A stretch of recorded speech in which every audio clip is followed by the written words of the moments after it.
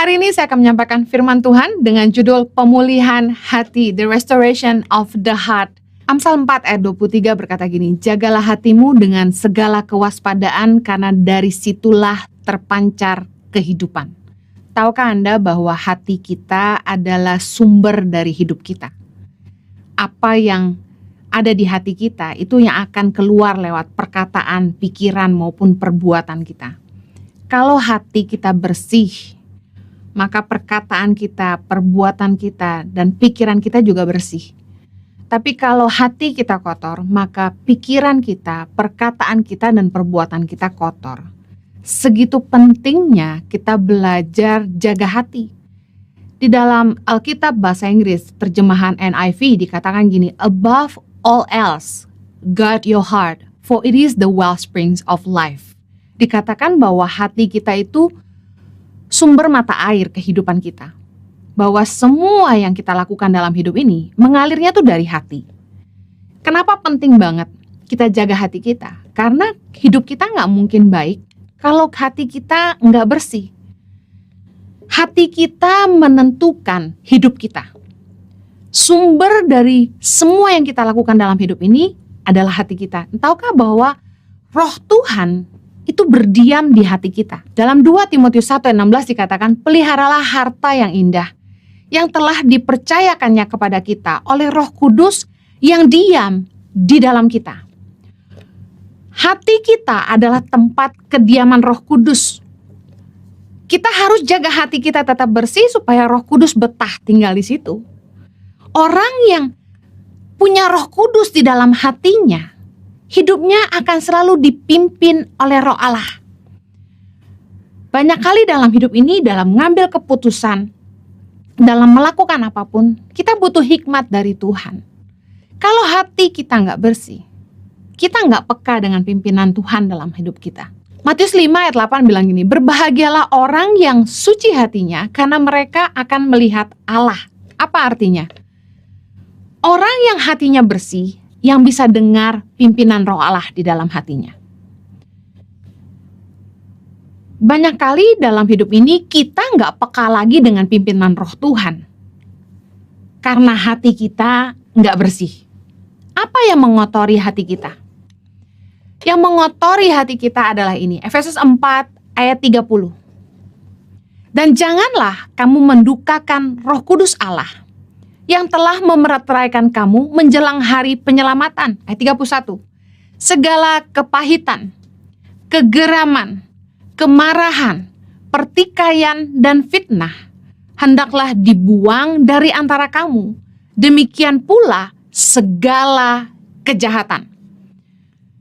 Firman Tuhan katakan jangan mendukakan Roh Kudus. Roh Kudus berdiam di batin kita. Dan segala kepahitan, kegeraman, kemarahan, pertikaian, dan fitnah, itu yang mengotori hati kita. Markus 7 ayat 21, Yesus mengajarkan bahwa dari dalam hati orang, timbul segala pikiran jahat, percabulan, pencurian, pembunuhan, perzinahan, keserakahan, kejahatan, kelicikan, hawa nafsu, iri hati, hujat, kesombongan, kebebalan, semua hal-hal jahat ini timbul dari dalam dan menajiskan orang. Siapapun Anda, saya dan Anda harus jaga hati kita. Karena dari dalam hati kita, Yesus bilang, muncul segala hal-hal jahat ini, karena itu kita harus jaga. Nggak ada seorang pun yang kebal dengan hal-hal yang jahat, karena kecenderungan hati manusia itu membuahkan kejahatan. Kenapa kita perlu banget jaga hati kita? Supaya kita tetap peka akan pimpinan Tuhan dalam hidup kita. Kita udah nggak peka lagi kalau kita mulai mengotori hati kita dengan dosa, dengan perkara-perkara yang najis, perkara-perkara yang membuat Roh Kudus nggak betah tinggal di hati kita. Karena kalau kita percaya bahwa Roh Kudus diam di hati kita, kalau kita percaya bahwa Tuhan memenuhi kita dengan Roh-Nya, harusnya kita hidup dipimpin oleh Roh Allah. Roma 8 ayat 9 bilang gini, tetapi kamu tidak hidup dalam daging, melainkan dalam roh, jika memang roh Allah diam di dalam kamu. Tetapi jika orang tidak memiliki roh Kristus, ia bukan milik Kristus. Tanda orang dipimpin oleh Roh Kudus adalah dia tidak lagi hidup di dalam daging. Tapi kalau ada orang yang bolak-balik jatuh dalam dosa, hidup ngikutin hawa nafsu, selalu hidup dalam keserakahan, pertikaian, orang ini nggak hidup dipimpin roh Allah. Yang sering diperdebatkan bahwa tanda orang penuh Roh Kudus adalah berbahasa roh. Padahal yang lebih esensi adalah buah dari pekerjaan Roh Kudus di dalam hidup kita. Pekerjaan Roh Kudus di dalam hidup kita memampukan kita untuk hidup dalam kebenaran. Orang yang hidupnya dipimpin oleh roh, dia nggak mikirin perkara-perkara daging. Apa sih arti hidup menurut roh? Pertimbangan hati kita itu dijaga Tuhan. Pertimbangan hati kita selalu berlandaskan kebenaran firman Tuhan. Ketika ada hal-hal yang harus kita pertimbangkan, ketika ada hal-hal yang harus kita putuskan, pertimbangan kita adalah begini: apakah ini sesuai dengan firman Tuhan atau enggak? Hidup menurut roh adalah gini: kita selalu menyadari kehadiran Tuhan dalam hidup kita sehingga kita hidup takut akan Dia. Aneh banget, banyak orang Kristen yang kalau hari Minggu rajin ke gereja, tetapi Senin sampai Sabtu dia lupa sama Tuhan. Tuhan ditinggalin di gereja aja. Tuhan baik-baik ya di gereja sampai hari Minggu. Kita seringkali nggak menyadari kehadiran Tuhan. Awareness of His presence is the work of the Holy Spirit. Bahwa Roh Kudus di dalam batin kita selalu mengingatkan kita bahwa Tuhan itu melihat semua yang kita buat. Nah, anehnya orang cuma berbuat benar kalau mereka dikelilingi orang-orang yang mereka tahu akan menghakimi mereka kalau mereka nggak benar. Padahal harusnya gini, ada nggak ada orang kita sadar bahwa Tuhan lihat semua yang kita buat. Awareness of His presence, kesadaran akan hadirat Tuhan adalah pekerjaan Roh Kudus dalam hati kita. Kita selalu diingatkan bahwa Tuhan lihat. Ibarat seperti rumah ada CCTV. Di kantor kami ada CCTV. Saya yakin sejak ada CCTV, semua staf jadi lebih serius dan gak aneh-aneh gitu ya. Karena sadar bahwa ada yang lihat di balik CCTV itu. Harusnya kalau kita itu punya roh Allah dalam hidup kita, kita menyadari bahwa Tuhan juga mengawasi hidup kita. Orang yang hidup menurut roh, dia selalu memastikan hidupnya berkenan kepada Tuhan. Kita nggak berbuat dosa, bukan karena kita takut masuk neraka, tapi kita nggak mau berbuat dosa karena kita nggak mau melukai hati Allah. Kalau orang hidup menurut roh, dia akan menyangkal dagingnya. Dagingnya tetap ada, pikiran jahat tetap masuk. Istri yang sudah bersuami, perempuan yang sudah bersuami, apakah tidak bisa melihat pria lain lebih tampan dari suaminya, lebih menarik, lebih baik? Pasti bisa. Pikiran jahat apakah tidak ada? Pasti ada. Tetapi orang yang hidup menurut roh menyangkal dagingnya. Makanya kalau kita lihat wanita cantik, pria-pria khususnya, lihat sekali aja, jangan lihat dua kali, karena pandangan kedua udah bahaya. Orang yang hidup menurut roh, dia hati-hati, jangan sampai mencobai diri sendiri. Tanda orang dipimpin roh Allah, dia dimampukan untuk hidup dalam kebenaran. 2 Korintus 3:16 bilang gini, tetapi Tetapi apabila hati seseorang berbalik kepada Tuhan, maka selubung itu diambil daripadanya. Sebab Tuhan adalah roh, dan di mana ada roh Allah, di situ ada kemerdekaan. Di mana ada roh Allah, di situ ada kemerdekaan. Kalau roh Allah ada di dalam kita, kita dimerdekakan dari ikatan dosa, dari belenggu dosa yang membuat kita selalu jatuh bangun. Kita punya ikatan yang membuat kita selalu berhutang. Ada satu habit pattern yang berulang, jatuh bangun di tempat yang sama. Contoh, ngomong jorok terus, kasar sama istri terus, judi terus, mencuri terus. Itu the same pattern, behavior pattern yang gak pernah berubah. Tapi kalau orang itu dipenuhi roh Allah, ketika dia berbalik sama Tuhan, di mana ada roh Allah, di situ ada kemerdekaan. Justru dipertanyakan. Kalau orang bilang, enggak, gue udah tobat kok, tapi pelan-pelan. Yang saya yakin, di mana ada roh Allah, di situ ada kemerdekaan. Masalahnya, apakah hati kita berbalik kepada Tuhan? Kalau kita ingin hati kita dipulihkan, hati kita harus balik sama Tuhan. Bersyukur karena pekerjaan Roh Kudus. Kita selalu diingatkan akan kebenaran. Roma 6 ayat 17 bilang gini, tapi syukurlah kepada Allah, dahulu memang kamu hamba dosa, tetapi sekarang kamu dengan segenap hati telah mentaati pengajaran yang telah diteruskan kepadamu.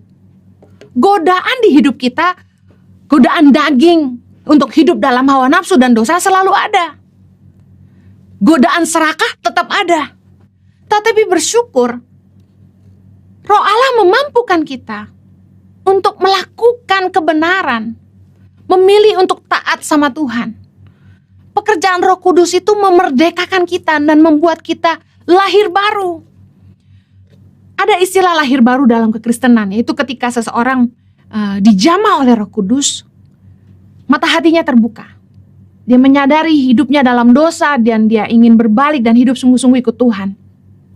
1 Korintus 12 ayat 3 berkata, karena itu aku mau meyakinkan kamu bahwa tidak ada seorang pun yang berkata-kata oleh roh Allah dapat berkata terkutuklah Yesus. Dan tidak ada seorang pun yang dapat mengaku Yesus adalah Tuhan selain oleh Roh Kudus. Kalau ada orang bisa terima Yesus sebagai Tuhan dan Juru Selamat adalah pekerjaan Roh Kudus. Bagaimana kita jaga hati kita dan pastikan hati kita pulih supaya kita tetap peka dengan pimpinan roh Allah. Karena kita sadari hati kita gak selalu bersih.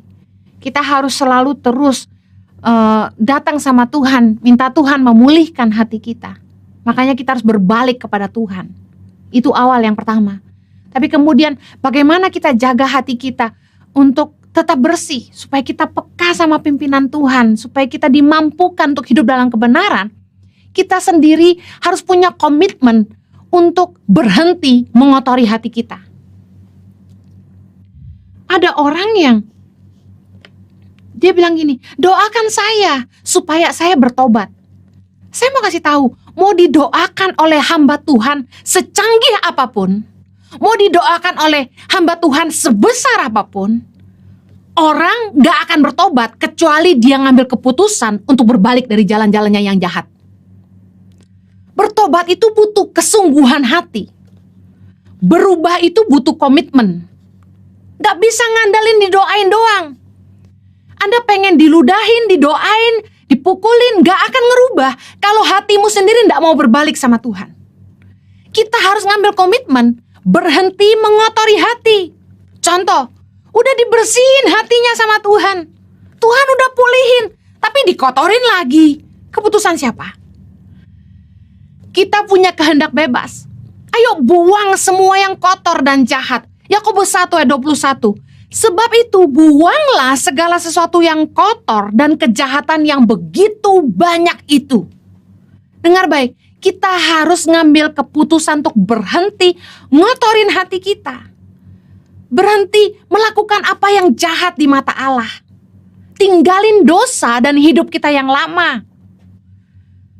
Ada yang bilang sama saya, Bu Heni, Saya pengen berhenti selingkuh. Gimana caranya? Saya bilang gini, delete kontak selingkuhanmu. Blok, unfollow IG-nya. Jangan cari tahu lagi tentang dia. Aduh, dia tahu rumah saya di mana, pindah rumah. Kalau kita nggak mau berhubungan lagi dengan selingkuhan kita, kita harus bakar jembatan yang menghubungkan kita dengan orang itu. Kalau kita mau berbalik kepada Tuhan, jangan nanggung-nanggung. Kalau kita nggak bakar jembatan untuk kembali ke hidup yang lama, saya jamin, satu kali kelak kita disakiti sama pasangan kita pengen telepon pacar lama. Ketika kita kecewa dengan sesama anak Tuhan, kita pengen kembali lagi ke teman-teman kita yang dulu jadi sahabat ketika kita hidup dalam dosa. Kita mulai banding-bandingin, enakan dulu belum kenal Tuhan. Kalau kita mau ikut Tuhan sungguh-sungguh, berhenti ngotorin hati. Hati-hati dengan apa yang kita lihat, apa yang kita tonton, apa yang kita baca, apa yang kita pelajari. Karena Yesus mengajarkan bahwa dosa itu mulainya dari mata. Dari mata turun ke hati. Matius 5 ayat 28, tetapi aku berkata kepadamu, setiap orang yang memandang perempuan serta menginginkannya sudah berzina dengan dia di dalam hatinya. Tadi saya sempat bilang, kalau pria lihat wanita cantik sekali aja, lihat kedua kali udah bahaya. Karena dosa itu mulainya dari mata. Dari mata turun ke hati. Mata adalah jendela jiwa kita. Kalau kita nggak mau ngotorin hati kita, jangan kotorin mata kita. Mata yang cabul, hatinya cabul. Apa nggak enak sih nonton film yang aduhai?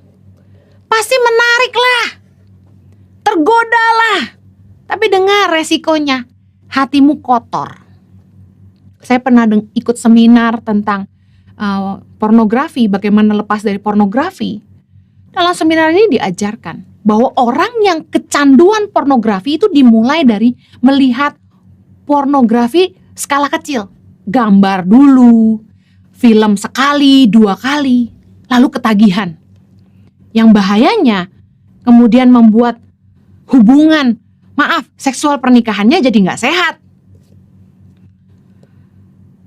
Kita kalau nggak jaga mata kita akan kecanduan sama dosa lagi. Jangan lagi kotorin hati kita. Yang berikutnya, kalau kita mau hati kita tetap pulih, bersih, miliki hati yang mau diajar. Tadi firman Tuhan berkata dalam Yakobus 1 ayat 21, sebab itu buanglah segala sesuatu yang kotor dan kejahatan yang begitu banyak itu, dan terimalah dengan lemah lembut firman yang tertanam di dalam hatimu yang berkuasa menyelamatkan jiwamu. Dengar baik. Kalau kita mau jaga hati kita tetap bersih, kita harus mau diajar. Miliki hati yang lemah lembut tuh artinya gini, mau ditegur, mau diajar. Firman Tuhan gak akan mengubahkan kecuali dilakukan. Kita kalau mau dengar firman, gak cuma dengar, gak cuma baca. Firman Tuhan itu punya daya ubah ketika yang diajar bukan hanya mendengar, tapi mau melakukannya, mau hidup di dalamnya. Lebih baik kita tahu sedikit tapi kita lakukan daripada kita hafal semua isi Alkitab tapi kita gak hidupi sama sekali. Tahukah Anda bahwa teguran itu yang menjaga kita tetap di jalan yang benar? Contoh, orang kalau nggak jatuh sakit, biasanya nggak jaga kesehatan. Nggak ada takutnya sama penyakit, makan apa saja, malas olahraga. Sedang pandemi nggak mau pakai masker, malas cuci tangan. Disuruh jangan kumpul-kumpul, masih kumpul-kumpul. Yang nikah juga nggak mau kalah, tetap pesta berusaha mewah, undang orang banyak-banyak. Dengar baik, jangan sampai kita kena COVID baru kita ngerti sakit. Miliki hati yang mau diajar. Teguran itu menjaga kita di jalan yang benar. Amsal 10:17 bilang gini, siapa mengindahkan didikan menuju jalan kehidupan, tetapi siapa mengabaikan teguran tersesat. Kadang kita gak sadar ketika hati kita tuh udah mulai sesat. Hati kita itu sudah mulai gak lurus lagi, udah gak bersih. Makanya kita butuh baca firman Tuhan, karena ketika kita baca firman, kita ditegur oleh firman. Nah, kita perlu diajar firman Tuhan supaya pertimbangan hati kita selalu kebenaran dan takut akan Tuhan, bukan untuk mencari pembenaran. Orang Kristen kalau dengar firman yang menyukakan hatinya, teriak amin kencang-kencang. Tapi kalau firman Tuhan yang disampaikan menyinggung perasaannya, langsung marah, komen keras. Padahal yang diajarkan kebenaran firman, tapi susah terima, pilih ayat yang sesuai dengan hati.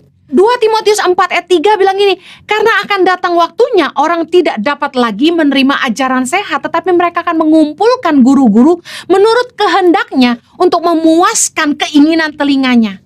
Heran saya, waktu saya khotbah, yang saya khotbahin tuh firman Allah, tapi orang yang baca gak terima. Kok khotbahnya kayak begitu?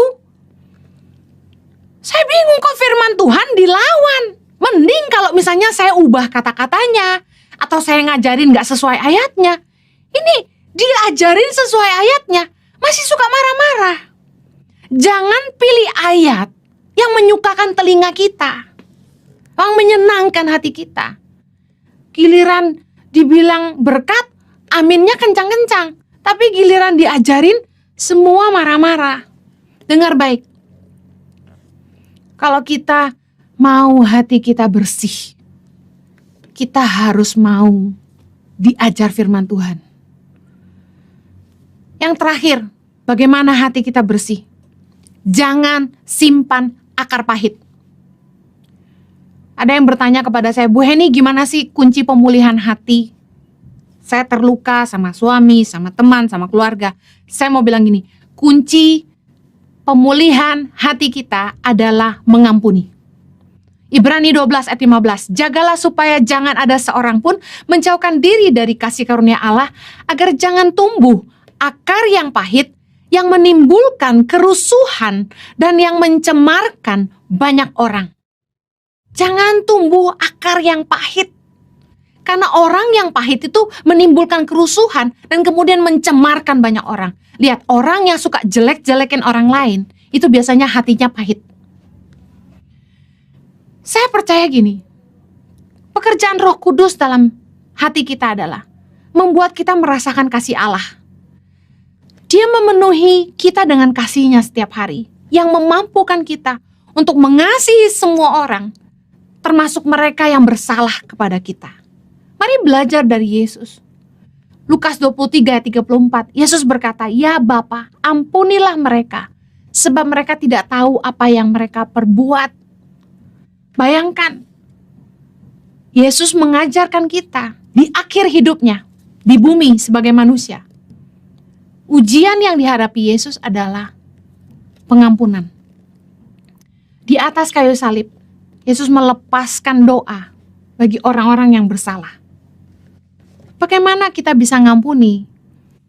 Sadari bahwa kita sendiri bisa bikin salah. Orang lain tidak terlepas dari salah. Kalau kita pun bisa bikin salah. Dan ketika kita salah, kita ingin diampuni. Ampunilah orang lain yang bersalah. Jangan pernah merasa benar. Karena orang yang merasa benar yang akan selalu menghakimi orang lain. Jangan simpan akar pahit. Orang yang simpan kepahitan gak akan bahagia hidupnya.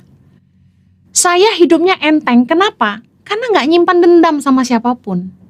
Saya berusaha ngampuni semua orang yang bersalah kepada saya. Saya doakan mereka, saya berkati mereka di dalam doa.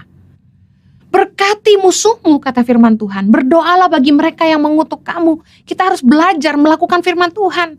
Jangan simpan kebencian, gak ada gunanya, rugi buat kita sendiri. Kalau Anda ingin pulih, ampuni semua orang yang bersalah kepada kita.